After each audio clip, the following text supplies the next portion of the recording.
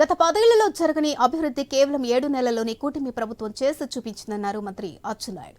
అంబేద్కర్ కోనసీమ జిల్లాలో ఎమ్మెల్సీ ఎన్నికపై జరిగిన సమావేశంలో ఆయన పాల్గొన్నారు. ఎమ్మెల్సీ అభ్యర్థి పెరాబత్తుల రాజశేఖర్ను భారీ మెజారిటీతో గెలిపించాలని తెలిపారు. ఇక పార్టీ అధిష్టానం నిర్ణయమే ఫైనల్ అని, దానికి ఎవరూ అతిథులు కాదని చెప్పారు. అలాగే రాజులలో ఇంటింటికి మంచినీటి సదుపాయం, డ్రైనేజ్ వ్యవస్థను మెరుగుపరచడం, వ్యవసాయానికి పెద్దపీట వేసి అభివృద్ధికి నిధులు మంజూరు చేస్తామని తెలిపారు మంత్రి అచ్చెన్నాయుడు. కానీ వైసీపీ వాళ్ళు కుక్కల్లా చూపుతున్నారు.